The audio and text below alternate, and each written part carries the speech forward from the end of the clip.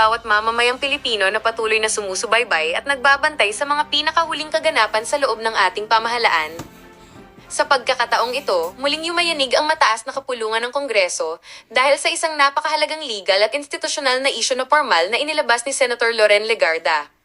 Sa gitna ng mga nagaganap na balasahan, palitan ng liderato, at mabilisang reorganisasyon sa loob ng Senado, naglabas ng isang matatag at malinaw na manifesto ang senadora upang direktang questionin ang legalidad ng mga naging desisyon ng kabilang pangkatin.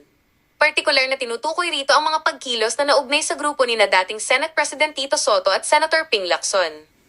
Napakahalagang himayin natin ang usaping ito batay sa mga aktual na probisyon ng batas at mga opisyal na pahayag upang maiwasan ang anyo ng maling impormasyon at makita kung ano nga ba ang totoong pinaglalaban at pinagtatalunan sa likod ng mga pinto ng Senado. Ang pangunahing sentro ng argumento ni Senator Legarda ay umiikot sa isang napakahalagang prinsipyo ng konstitusyon ukol sa tinatawag na quorum. Sa larangan ng batas at paggawa ng patakaran, ang quorum ang nagsisilbing kaluluwa ng anumang opisyal na pagkilos ng pamahalaan. Ayon sa kanyang opisyal na pahayag, ang anumang pagtitipon, pagpasa ng batas, pagtatasa ng budget, o maging ang pagpili ng mga bagong opisyal sa Senado ay walang legal na bisa o maituturing na invalid kung hindi nito nasusunod ang tamang bilang ng mga mambabatas na maring itinakda ng ating saligang batas. Hayagang binuweltahan at pinasaringan ni Legarda ang naging pagkilos ng kabilang panig na nag-apruba ng mga malawakang pagbabago sa liderato at mga komite nang wala ang presensya ng iba pang mga miyembro ng Senado. Para sa senadora, ang mga ganitong uri ng pagmamanyobra sa bilang ay hindi lamang simpleng usapin ng politika o agawan ng pwesto, kundi isang direktang hamon sa integridad at sa umiiral na mga alituntunin ng buong institusyon. Upang mapatunayan ang kanyang legal na tindig at matiyak na walang puwang para sa fake news, dinala ni Senator Legarda ang usapin sa mismong nakasaad sa 1987 Constitution ng Pilipinas, particular sa Article 6, Section 16. Napakalinaw ng nakasulat sa probisyong ito ng batas. Ang Senado ng Pilipinas ay binubuo ng 24 na halal na mambabatas na pinagkatiwalaan ng boto ng sambayanang Pilipino. Upang makapagtatag ng isang valid na quorum para sa paggawa ng anumang opisyal na desisyon, kinakailangan ang mayorya ng kapulungan. Ang mayoryang ito, sa ilalim ng literal na pagbasa ng batas, ay nangangailangan ng hindi bababa sa 13 miyembro na naroroon, nakaupo at aktwal na bumuboto sa loob ng plenaryo. Binigyang diin ng senadora na dahil 12 mambabatas lamang ang opisyal na dumalo, nagpulong, at pumirma sa naturang reorganisasyon, malinaw na nabigo ang kabilang pangkati na maabot ang sagradong numero na hinihingi ng saligang batas. Dahil dito, nanindigan ng kanyang panigna ang anumang transaksyong naganap noong araw na iyon, kabilang ang pagpapatalsik at pagtatalaga ng mga bagong pinuno ng mga komite, ay tahasang walang legal na basehan at hindi dapat kilalanin ng pamahalaan, ng mga ahensya at ng buong mamamayang Pilipino.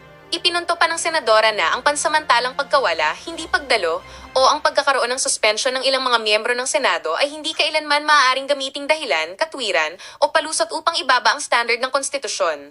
Hindi rin ito maaaring gamitin upang baguhin ang interpretasyon kung ano ang kahulugan ng salitang mayorya.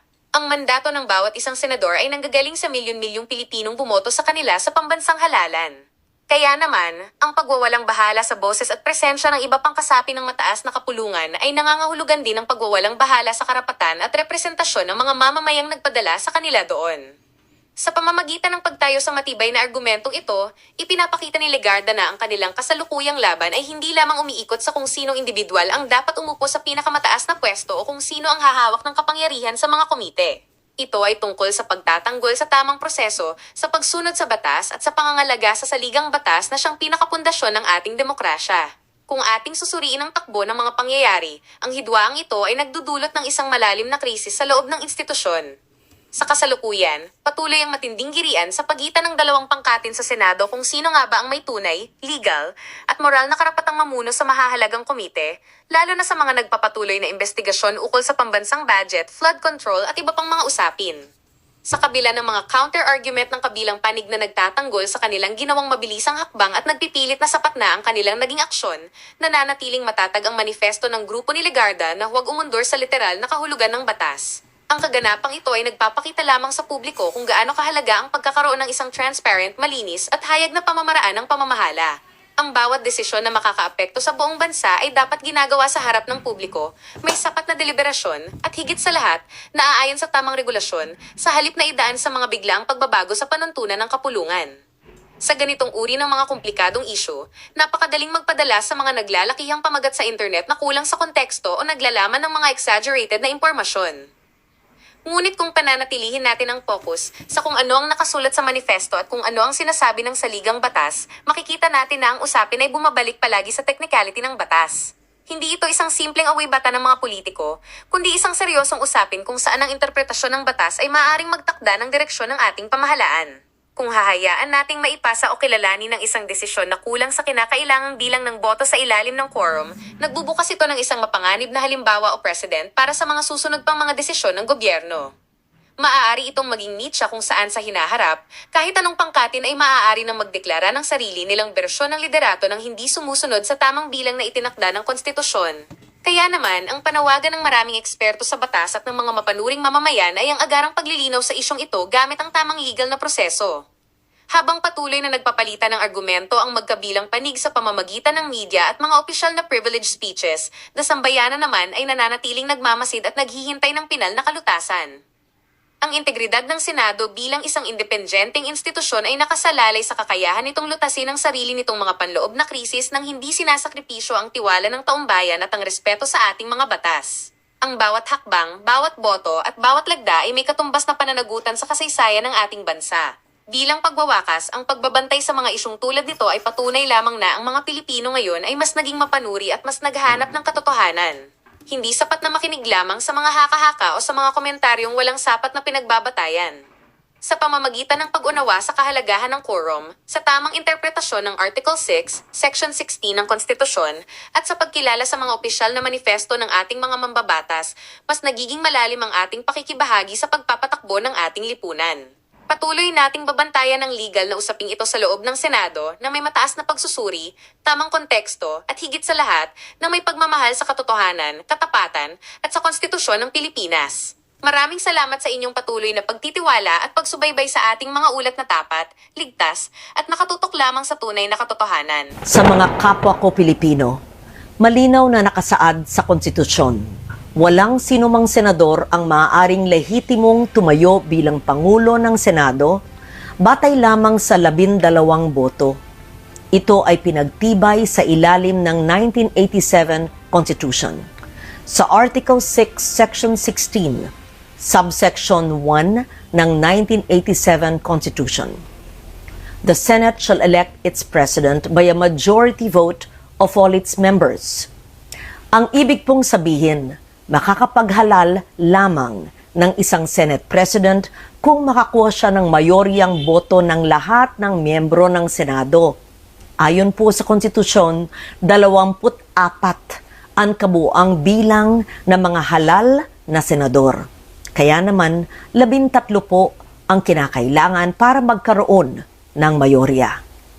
Nakalagay din sa alituntunin ng Senado, sa Rule 2, Section 2, na the officers of the Senate shall be elected by the majority vote of all its members. Ang mga opisyal po ng Senado ay ang Senate President, Senate President pro tempore, Senate Secretary, at Sergeant at Arms.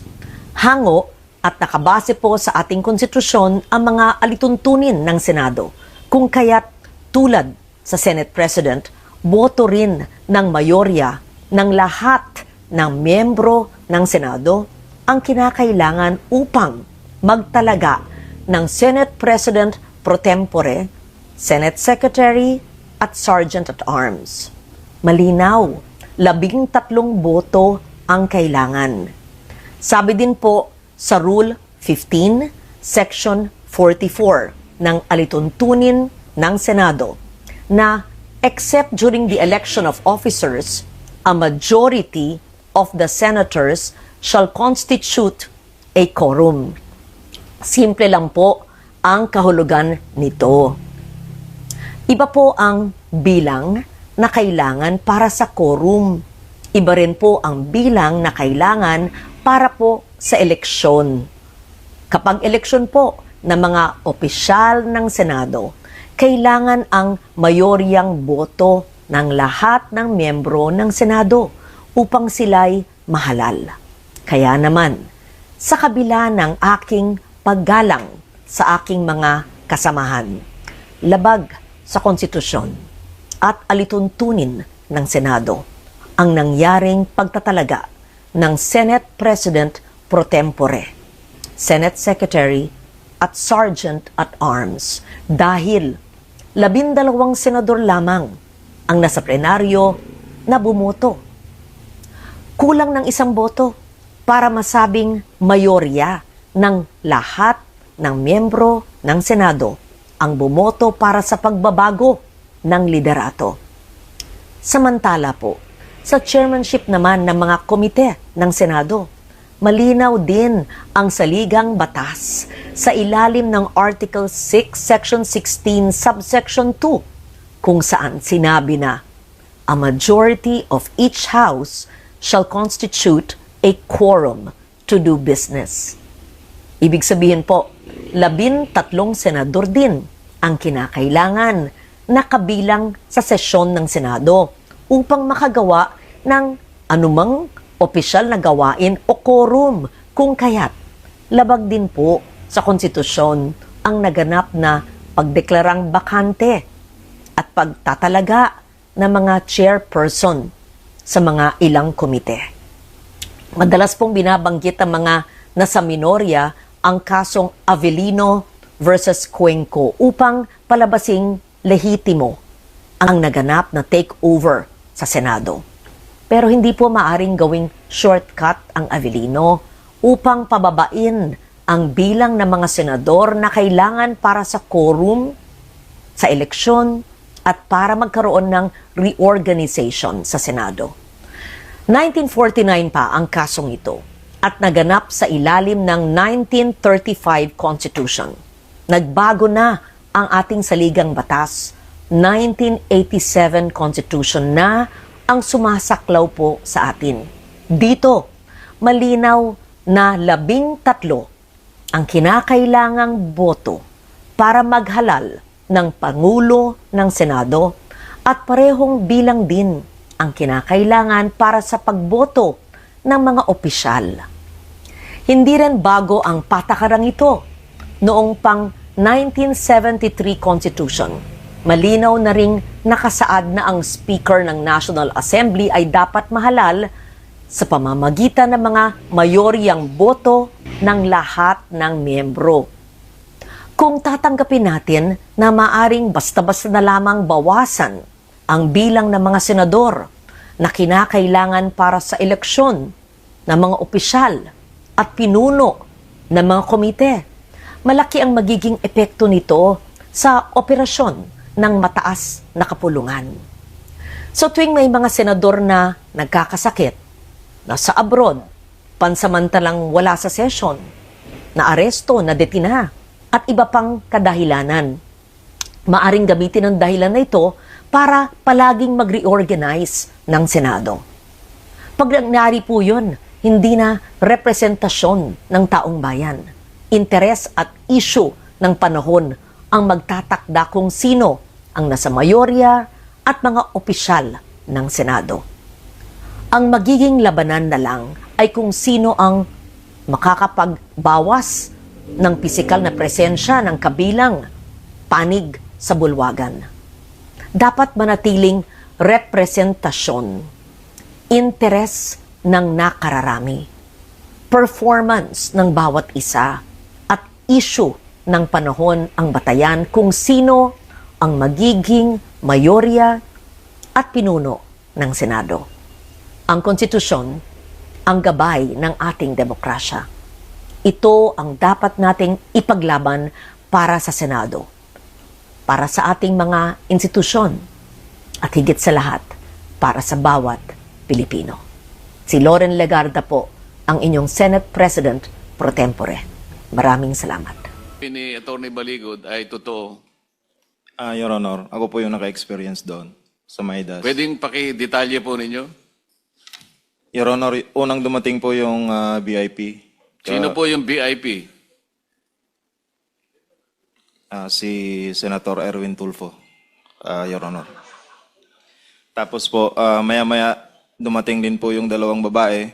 Inakyat po namin doon sa president. Akala ko 3 pinagpipilian, pinakamababa, 5. 2 lang pala. Yung sa akin po, pero maraming beses po yan. Hindi lang po sa Maidas, meron din po sa Shangri-La. 5, 3 po ang dinadala. O kulang ang nabalitaan mo. Sabi mo kasi 2 beses lang, Attorney Baligod. Ayon sa kanila, maraming beses. Saan lugar? Yung na-experience ko po sa Shangri-La po at saka sa Maidas po. O sino pa sa inyo? Meron pa sa... Sa akin, Your Honor, as a Team EAC, namomonitor ko rin, Your Honor. Kasi nandyan lang kami sa paligid, saka sa Viber chat namin, na nandyan na, dumating na sa lobby yung babae, i-guide nyo na. Ganun lang po yung experience ko po. Ganon din yung pangalan ng binanggit ng kasama mo? Kapareho rin? Yes, Your Honor. Okay.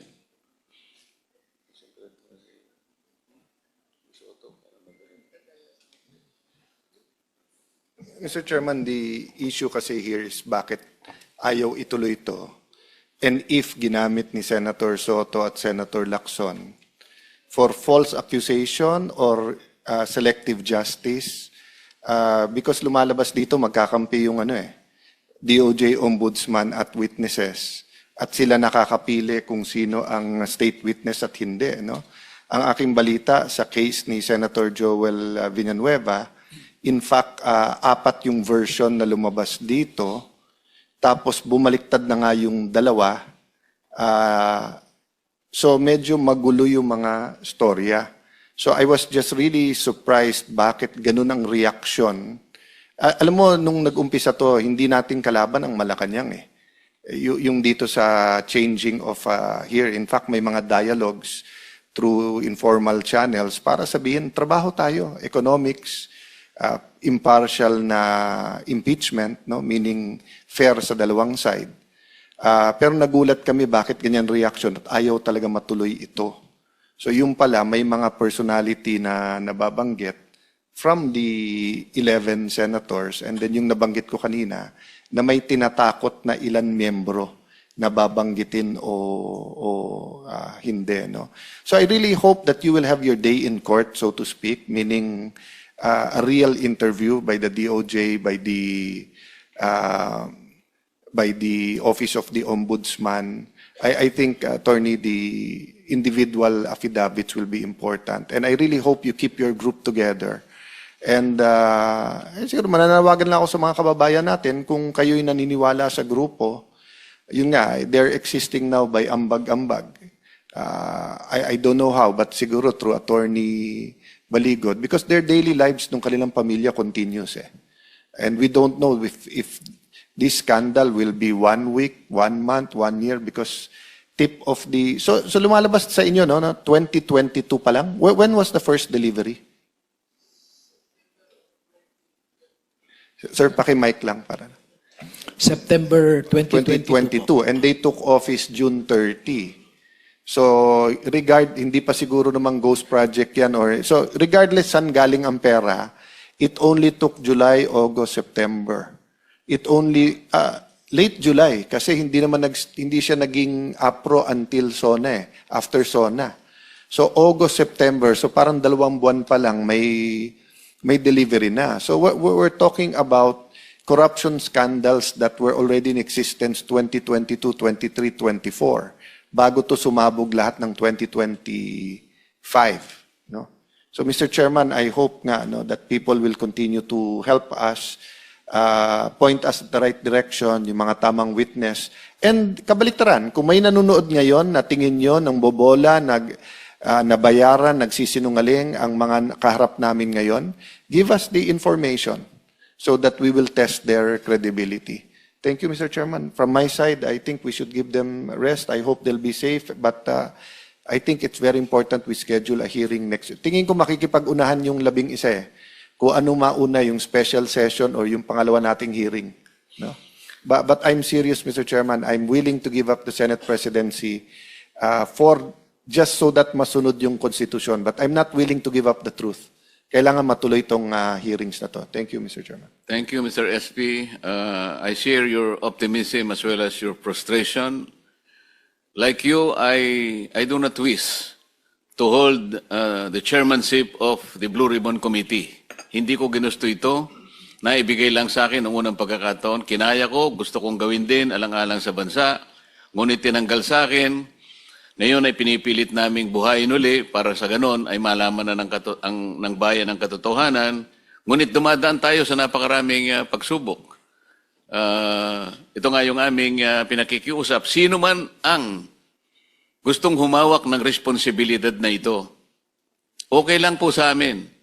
Basta't sana magkaroon lamang sila ng kaseryosohan sa pananagutan na gawin natin ito alang-alang sa ating bansa. Hindi alang-alang sa pansariling interes sapagkat mga pangalan pala nila ang nababanggit dito sa maraming pahina ng inyong pinagsamang salaysay. Kaya pala ang ginagawa nila ay imbes na ituloy, ay ayaw nilang ituloy. Kaya hindi po natin alam kung ito na yung huli nating pagdinig o maaari pa tayong magkaroon ng pagdinig. Depende po kung may pagtatagumpay nila ang kanilang layunin na talagang takpan na, putulin na, bigyan na ng katapusan ang pagdinig na ito. Ngayon lamang po sa ilalim ng atmosphere na ginagawa natin ngayon, mapapansin ninyo na nandyan po yung pressure na nakabantay sa atin. Ngunit ako po naniniwala, kagaya na sinabi ni SP Alan, hindi po pwedeng takpan ang katotohanan. Wala pong mabuting ibubunga na itong pinakamalaking pandarambong sa kaban ng bayan ay hindi man lang mabibigyan ng kalutasan. Hindi man lang magkakaroon ng ending para mapanagot natin ang tunay na may kasalanan. Hindi po tayo patatawarin ng taong bayan kapag hindi po ito natuloy.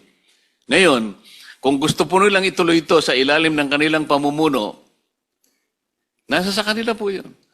Pero sasagutin nila sa taong bayan. Ano po ang gagawin nila? Itutuloy po ba nila? O gagawin din nila yung nangyari nung sila po ang leadership pa ng Senado? Na sa loob ng 10 buwan, wala man lang isang pagdinig ang ginawa nila. Nagbigay pa sila ng katakot-takot na kondisyon para magpatuloy ang pagdinig na ito. Gumawa sila ng partial report at pinapipirma kami. Kahit sino naman po siguro sa inyo ang bibigyan ng assignment ng inyong mga principal o inyong mga boss na mayroong pinagagawang isang bagay, magulat ka, mag-report ka, ibibigay mo sa kanya kalahati lang, hindi tatanggapin ng management o kahit sinong ahensya. Kailangan kasi kompleto bago mo pirmahan. Ang ginagawa nila, pinapipirma sa amin kahit hindi kompleto. Lahat ng kondisyon, kagaya ninyo, ang kondisyon kailangang mapatibayan hanggat hindi niya napapatunayan sa sarili niyang panukat na kayo'y nagsasabi ng totoo, kailanman hindi kayo ipatatawag. Kung hindi pa nagkaroon ng pagkakataong kagaya nito na marinig kayo ng buong sambayanan, hindi sana kayo nagkaroon ng pagkakataon na gano'n. Ganun po kahirap. Ang dinadala naming responsibilidad, makita lang natin. Malaman lang natin ang kabuuan ng puzzle na ito na kung tawagin natin ay flood control scandal. Trilyong piso ang winaldas. Ninakaw sa pera ng bayan. Pera ng tao ang nagnakaw po sa tanghaling tapat. Hindi po nakamaskara. Nakakurbata po, nakabarong lahat. Pagkatapos, ayaw nilang ituloy ang pagdinig na ito. Masama po ba na magsama-sama kami? Bakit po sila nagalit sa amin nung sabihin naming ituloy natin ito? Ayaw po ba nilang yung tungkulin na yon ay pagsilbihan nilang taong bayan? Pera po nila ang nawaldas, pera ang nawala. Katungkulan po natin na hanapin yon alang-alang sa sinumpaan naming tungkulin na ang ating mamamayan ang mauuna sa lahat ng bagay. Hindi kailanman ipagpapauna ang sarili ng interes. Nakita na po natin ngayon, kaya po pala ganun ang kanilang patakaran. Sangkot pala yung marami sa kanila. So kami po ngayon ay magpapasalamat sa inyo. Kung tayo po ipapalarin, magkikita-kitang muli sa susunod na pagdinig sana maipagpatuloy natin para mabuksan lahat ang dapat nabuksan. Yung inyo pong mga individual affidavits, ipagkaloob po ninyo sa komite, yan po ay magiging parte ng pagdinig sa araw na ito. Sana'y kasihan po tayo ng Panginoon Diyos sapagkat ang ginagawa natin ay para sa bansa. At kami ay naniniwala na ang inyong pagsasakripisyo at pagsasakit ay hindi po mawawala ng katuturan. Meron ka gusto sabihin? Meron ka gusto sabihin? Suspend lang. Mr. Chairman, may I suggest we simply suspend instead of adjourn so that the invitations are still valid live, and then also so that if we need to meet sooner, it will be easier to inform everyone if this finds favor with the chairman. Yes, Mr. President. As a matter of fact, Suspend the hearing, not suspend me, Mr. Session, like what the 11 wants to do. Yes, it will be remain suspended kasi marami po tayong kukunin. Binanggit po ninyong mga addresses na kung saan dinala yung mga pera, may patatawag po tayong mga tao para i-confirm po na talagang na-deliver yun, yung mga sasakyan na ginamit, sino yung mga gwardyang nandun, pati po mga plate number ng sasakyan, mga kulay, lahat po ito ay kakailanganin para sa ganon magkaroon ng katibayan lahat ang mga isinaysay ninyo sa inyong pinagsamang sworn statement, maliban pa sa mga isusunod po ninyong mga individual na sworn statements para lalo pong malaman natin, lalong-lalo na po sa mga personalidad na nabanggit. Sorry, Mr. Chairman. I just have to clarify this. Mahal ko ang ating bansa, mahal ko ang ating konstitusyon. So I'm willing to talk to anyone, including the 11, to find common ground. But ilalabang ko yung tama, pati yung Senate presidency. Kasi may nagtatanong na, are we going to give up? We're not going to give up. I'm just saying that if we love the institution, we'll look at all possibilities, di ba? Pero hindi nila pwedeng baluktutin ang batas at pagkatapos sasabihin 11, 12 pwede na mag-elect ng Senate. Ang pino-point out ko lang, Mr. Chairman, hindi tayo kapit-tuko, di ba? If we find the right person that can bring us to the truth, then so be it. Thank you, Mr. Chairman. Mr. President, so we suspend the session until, Mr. President, Until further notice, suspend Mr. Chairman. the hearing until further notice. Makakakuha po kayo ng notice mula sa komite kung kailan po natin itutuloy, anong araw at anong oras. Salamat po sa inyo. At dyan nagtatapos ang usapan natin ngayon. Kung may gusto kang idagdag o reaksyon, i-comment mo lang sa baba. Boses mo'y mahalaga. Huwag kalimutang i-like, share, at subscribe para sama-sama nating palakasin ang tinig ng bayan. Hanggang sa susunod, tandaan, ang may alam, may laban! Awesome!